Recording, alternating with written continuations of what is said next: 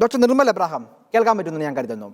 ഇവിടെ നമുക്കറിയാം US-ലും അല്ലെങ്കിൽ യൂറോപ്യൻ രാജ്യങ്ങളുമൊക്കെ അവിടെ ആ സമൂഹത്തെ തന്നെ ഒരു പുതുതലമുറയെ തന്നെ ഇല്ലാണ്ടാക്കിയത് ഇത്തരത്തിലുള്ള ഒരു ലിബറൽ ഐഡിയോളജി അല്ലെങ്കിൽ ഡ്രഗ്സ് അല്ലെങ്കിൽ ഇതൊക്കെ നോർമലൈസ് ചെയ്യുന്ന ഒരു കൾച്ചർ അവിടെ ഡെവലപ്പ് ചെയ്തത് കൊണ്ടായിരിക്കാം. ഒരു പക്ഷേ ഇപ്പോൾ നമ്മൾ കാണുന്ന യൂറോപ്പിൻ്റെ അപജയവും അല്ലെങ്കിൽ അമേരിക്കയുടെ അപജയവും എന്നൊക്കെ നമ്മൾ പറിക്കുന്ന ഒരു സംവിധാനത്തിലേക്ക് വരിക. അത്തരത്തിലുള്ള കൾച്ചർ കേരളത്തിൽ പ്ലാൻ ചെയ്യപ്പെടുന്നുണ്ടോ? മാധ്യമങ്ങളെയും അല്ലെങ്കിൽ മോഡലുകളെയും അല്ലെങ്കിൽ സിനിമാ താരങ്ങളെയും ഒക്കെ വെച്ചുകൊണ്ട്.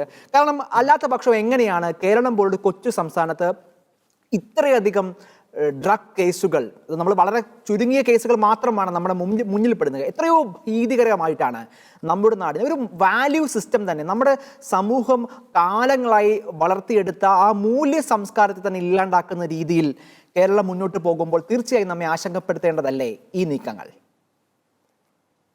തീർച്ചയായിട്ടുമാണ്. ഞാൻ കഴിഞ്ഞ ദിവസം ഒരു ചടങ്ങ് അറ്റൻഡ് ചെയ്ത സമയത്ത് ഒരു 60-65 വയസ്സുള്ള ഒരു വ്യക്തിയായിട്ട് സംസാരിച്ചപ്പോൾ അദ്ദേഹം ഇതേ കാര്യം തന്നെ എന്നോട് പറഞ്ഞപ്പം എന്നോട് ഉപയോഗിച്ച വാക്കിതാണ്, നമ്മുടെ കുട്ടികൾ കഞ്ചാവിന് അടിമയായി പോകുന്നല്ലോ, എന്ത് കഷ്ടമാണെന്ന്. അപ്പൊ ഞാൻ അദ്ദേഹത്തോട് പറഞ്ഞു, കഞ്ചാവിന് അടിമയായി പോകുന്നതൊക്കെ പണ്ടാണ്. ഇന്ന് സിന്തറ്റിക് ഡ്രഗ്സ് ആയ LSD MDMA തുടങ്ങിയ കാര്യങ്ങളിലോട്ട് കുട്ടികൾ മാറിയിരിക്കുന്നു. പിന്നെ താങ്കൾ ചൂണ്ടിക്കാട്ടിയ ഒരു കാര്യം ശരിക്കും ശ്രദ്ധേയമായിട്ടുള്ള കാര്യം എന്ന് വെച്ചാൽ 2019, അതായത് കോവിഡ് വരുന്നതിന് തൊട്ട് മുന്നത്തെ കണക്കെടുത്ത് നോക്കിക്കഴിഞ്ഞാൽ ഇപ്പൊ എക്സൈസ് സീസ് ചെയ്ത MDMA കണക്കെടുത്ത് 230 ഗ്രാമാണ് അന്ന് സീസ് ചെയ്തത്. 2 വർഷം മാറി നിൽക്കുമ്പോൾ 3000 ഗ്രാമോളം, അതായത് 14 ഇരട്ടി വർധനമാണ് വെറും 2 വർഷം കൊണ്ട് ഉണ്ടായിരിക്കുന്നത്. സീസ് ചെയ്തിരിക്കുന്നതിനെ കണക്കെടുത്ത് നോക്കി കഞ്ചാവിന്റെ പോലും 2 ഇരട്ടി വർധനം ഉണ്ടായപ്പോൾ ഇവിടെ 14 ഇരട്ടി വർധനം ഉണ്ടായിരിക്കുന്നു.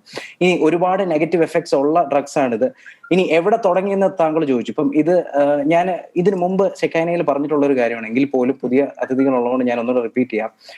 സൈക്കോ അനാലിസിസിന്റെ പിതാവായ സിഗ്മണ്ട് ഫ്രോയിഡിന്റെ മരുമകനായ എഡ്വേർഡ് ബേണേഴ്സ് പറഞ്ഞ പബ്ലിക് റിലേഷൻസ് എക്സ്പേർട്ട് തുടങ്ങി വെച്ച ഒരു PR വർക്കിന്റെ ബാക്കിയാണ് ഇന്നും നടക്കുന്നതെന്ന് ഞാൻ വ്യക്തമായിട്ട് പറയാം. കാരണം അദ്ദേഹം തുടങ്ങി വെച്ച മറ്റൊന്നുമല്ല, 100 വർഷം മുമ്പ് സ്ത്രീകൾക്ക് വോട്ടവകാശം കിട്ടിയ സമയത്ത് അന്ന് പുകവലിക്കില്ലായിരുന്നു സ്ത്രീകൾ. ഇപ്പൊ എല്ലാവർക്കും അത് അറിയാവുന്നറിയില്ല. ആ പുകവലിക്കാത്ത സ്ത്രീകളെ ലക്കി സ്ട്രൈക്ക് എന്ന് പറഞ്ഞൊരു കമ്പനിക്ക് വേണ്ടി ഫ്രീഡത്തിന്റെ സൂചനയാണ് പുകവലി, പുരുഷന്മാർക്ക് മാത്രമല്ല ഇത് അവകാശപ്പെട്ടതെന്ന് പറഞ്ഞ് മീഡിയയിലൂടെയും പത്രങ്ങളിലൂടെയും റാലികൾ വഴിയും അവരെ ആകർഷിച്ചെടുത്ത് ഇന്ന് അവരെ കൂടെ, അതായത് ആ ഒരു സമയത്ത് പുരുഷന്മാരെ പുകവലി നിർത്തിക്കുക എന്നുള്ളൊരു ക്യാമ്പയിൻ നടത്തേണ്ട സമയത്ത് അദ്ദേഹം സ്ത്രീകളെ കൂടെ ഇതിലൂടെ വലിച്ചെടുക്കുകയാണ് ഉണ്ടായത്. അതേ കാര്യമാണ് ഇവിടെ നടക്കുന്നത്. ഇപ്പൊ പുറം രാജ്യങ്ങളെ കാര്യം ചോദിച്ചു കഴിഞ്ഞാൽ ഞാൻ കൃത്യമായിട്ട് പറയാം. നമ്മൾ ഇന്ന് നോക്കിക്കഴിഞ്ഞാൽ പോപ്പ് കൾച്ചർ ഉണ്ടാക്കുന്ന ഇൻഫ്ലുവൻസ് അല്ലെങ്കിൽ എന്റർടൈൻമെന്റ് ഇൻഡസ്ട്രി ഉണ്ടാക്കുന്ന ഇൻഫ്ലുവൻസ് പോലെ മറ്റൊന്നിനും കുട്ടികൾക്കിടയിൽ ഉണ്ടാക്കാൻ സാധിക്കില്ല.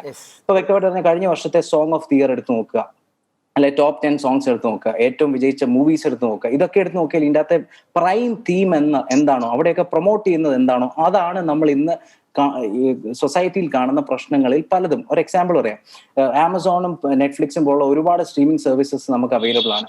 എടുത്ത് പേരൻസിന് കണ്ടന്റ് എടുത്ത് നോക്കുക, അതിനുള്ളിൽ എന്താണ് ഈ പല വെബ് സീരീസിന് കണ്ടന്റ് എന്താണെന്ന് നോക്കിക്കഴിഞ്ഞാൽ അറിയാം. Infidelity, extra marital relationship, sexuality, അല്ലെ hyper sexualising children, pornography, prostitution, drug abuse, ഇതൊക്കെയാണ് മിക്കതിലെയും തീമായിട്ട് തന്നെ നിൽക്കുന്നത്.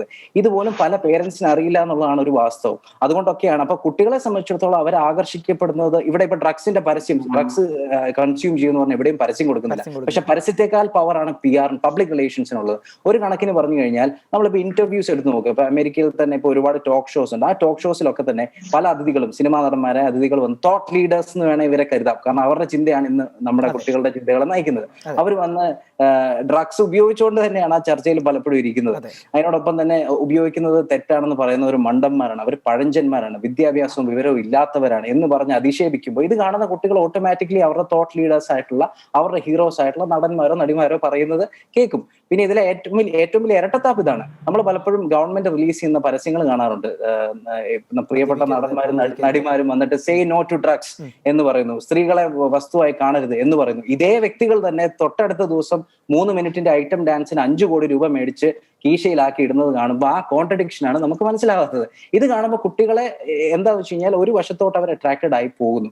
ഇത് മനസ്സിലാക്കി ഇതിന്റെ അത് 2 മെഷേഴ്സാണ്. ഒന്ന് കറക്റ്റീവ്, എല്ലാ കാര്യത്തിനും ഒരു കറക്റ്റീവ് ആക്ഷൻ എടുക്കാം, അല്ലെങ്കിൽ ഒരു പ്രിക്കോഷണറി ആക്ഷൻ എടുക്കാം. കറക്റ്റീവ് ആക്ഷനെ കുറിച്ച് നമുക്ക് പറയാം, നമുക്ക് ലോ സ്ട്രിഞ്ചന്റ് ആക്കാം, ശിക്ഷ വർദ്ധിപ്പിക്കാം, ഒക്കെ ശരിയാണ്. പക്ഷെ ഇത്തരത്തിലുള്ള ഒരു പ്രിക്കോഷണറി ആക്ഷൻ എടുക്കാതെ, അതായത് എന്തുകൊണ്ടാണ് ഇവർ അട്രാക്റ്റഡ് ആവുന്നത്? പക്ഷെ കേരളത്തിന്റെ കേസ്, കേരളത്തിൽ ഇത്തരത്തിലുള്ള ഒരു മാധ്യമങ്ങളെ ഉപയോഗിച്ചുള്ള ഒരു പോപ്പ് കൾച്ചർ പ്രൊമോട്ട് ചെയ്യുന്ന അല്ലെങ്കിൽ ഡ്രഗ്സിനെയൊക്കെ പ്രൊമോട്ട് ചെയ്യുന്ന ഒരു സംവിധാനം അങ്ങ് നിരീക്ഷിച്ചിട്ടുണ്ടോ കേരളത്തിലെ മീഡിയയിൽ? അല്ലെങ്കിൽ കേരളത്തിലെ മീഡിയയിൽ ഇപ്പോ വരുന്നുണ്ട്, പക്ഷെ കമ്പാരിറ്റീവ്ലി കുറവാണ്. പക്ഷെ അതിന്റെ അകത്ത് കാര്യം എന്താണെന്ന് ഞാൻ പറയട്ടെ. ഇന്ന് ഇന്റർനെറ്റ് ഉപയോഗിക്കാൻ പറ്റുന്ന 3 വയസ്സുള്ള എന്റെ ചേച്ചിയുടെ മകൻ, എന്റെ നെഫ്യൂ, അവന് ഇന്റർനെറ്റ് ഉപയോഗിക്കാൻ സാധിക്കും. ഏതൊരു കുട്ടിക്കും നെറ്റ്ഫ്ലിക്സും ആമസോണും കയറി. ഈ നെറ്റ്ഫ്ലിക്സിലും ആമസോണിലും ഉള്ളത് മോഹൻലാലിന്റെയോ മമ്മൂട്ടിയുടെയോ മാത്രം സിനിമകളല്ല. ലോകത്ത് എവിടെയുമുള്ള ഏത് കൾച്ചറും ഫോളോ ചെയ്യുന്ന ഏത് സിനിമയും ഇൻസ്റ്റന്റ്ലി തുറന്ന് കാണാൻ സാധിക്കും.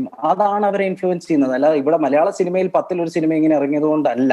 ഒരുപാട് സിനിമകൾ അവർക്ക് പുറമെ ഇൻഫ്ലുവൻസ് ഉണ്ടാക്കുന്നുണ്ട് എന്നതാണ് വാസ്തവം. അതുകൊണ്ടാണ് ഈ പ്രശ്നങ്ങൾ ഉണ്ടാവുന്നതെന്നാണ് ഞാൻ കരുതുന്നത്. സോ ഒരു പ്രിക്കോഷണറി ആക്ഷൻ എടുക്കാതെ, അതായത് എന്തുകൊണ്ടാണ് ഇവർ അട്രാക്റ്റഡ് ആവുന്നത്, അവിടെ ഒരു തടസ്സം ഇടാതെ ഇതിനൊരു മാറ്റം ഉണ്ടാവുമെന്ന് കരുതുന്നില്ല.